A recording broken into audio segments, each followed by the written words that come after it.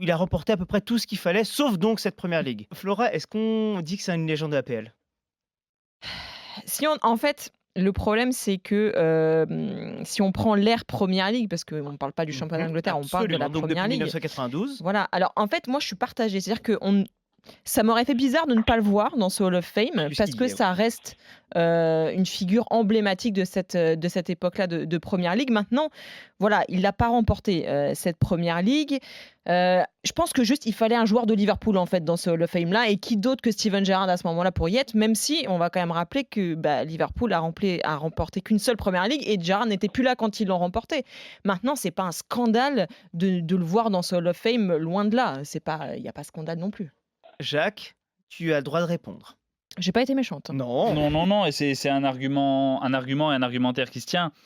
Après, le niveau qu'a montré le joueur sur toute sa carrière, Ouais, je te rejoins totalement. on est obligé de le mettre là-dedans. Et surtout, moi, ce qui me fait bizarre quand on hésite à le ranger avec les plus grands, c'est que, et Greg, c'est pas pour faire offense aux équipes dans lesquelles tu as joué et dans les autres équipes et les autres joueurs avec qui a joué Steven Gerrard, mais un Frank Lampard à Chelsea n'a connu quasiment que des top players. La génération qu'ont connu Paul Scholes Ouais. et Roy Keane, c'était que des top players. J'ai vu Gerrard gagner des matchs et gagner des trophées seul. Encore une fois, à part ton équipe de 2001, Greg, qui gagne les 5 trophées, l'équipe de 2009 qui rate le titre de peu une nouvelle fois avec Torres, Alonso, Mascherano, ou celle de 2013-2014 portée par Suarez et Sturridge. J'ai pas Gerrard évoluant dans une top équipe capable de se battre régulièrement pour le titre.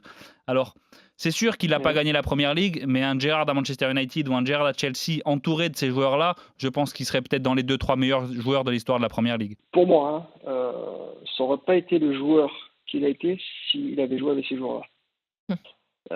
Parce que son tempérament, son caractère, tout à l'heure vous en avez parlé, bon, tu parles de cette épopée, l'équipe 2001, 2000-2001. Le seul qui te dit, le mec qui va te porter l'équipe, ça peut être que Gerrard.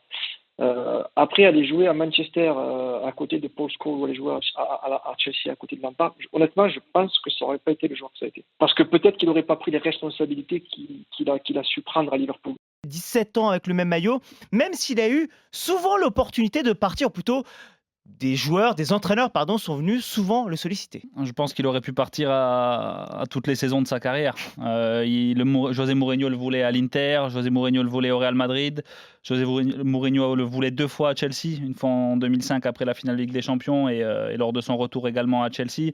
Sir Alex Ferguson, qui avait qualifié Gerrard de pas top player dans son autobiographie, a voulu le signer 2 fois à Manchester United, la dernière en 2001 ou en 2003, je ne sais plus. Donc toute l'Europe l'a toujours voulu.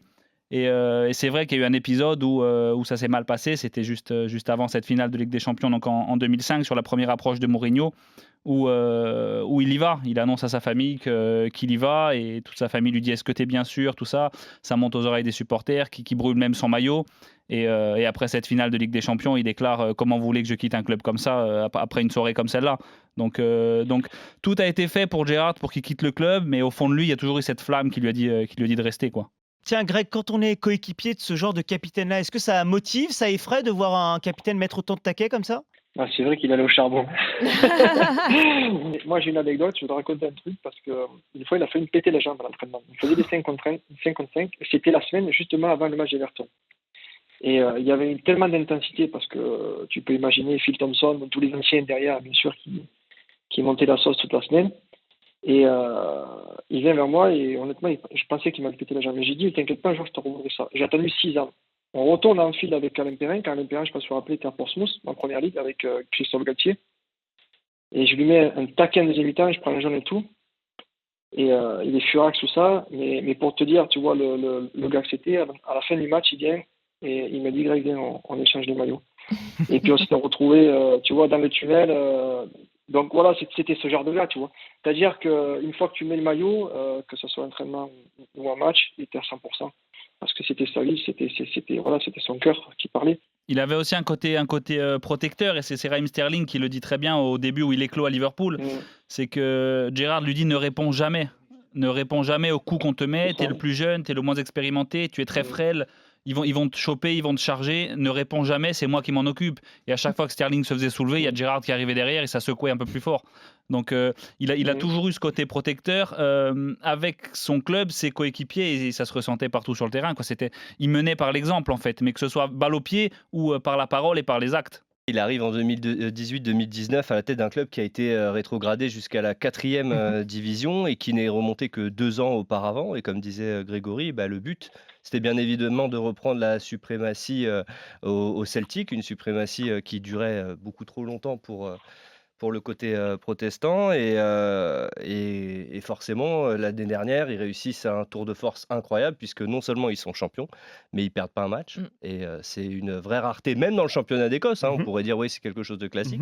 Mais non, pas du tout. C'est seulement la 4e fois que cela arrivait sur une saison de Scottish Premiership. Donc, ça a marqué encore plus, ça a donné encore plus de crédit à ce titre. Et surtout, ça laisse une confortable avance aux Rangers en termes de titres gagnés face au Celtic. Et ça, c'est aussi pour les supporters, c'est important. Flora, cette saison donc, Dean Smith viré d'Aston Villa, Steven Gerrard, qui était le coach des Rangers, qui l'année dernière a fait 8e de finale d'Europa League avec le club écossais, quitte les Rangers pour aller à Villa en pleine saison, comme Brendan Rodgers l'avait fait quelques saisons auparavant, en quittant le Celtic pour aller à Leicester. Mais j'ai presque envie de dire, c'est pas une surprise en fait.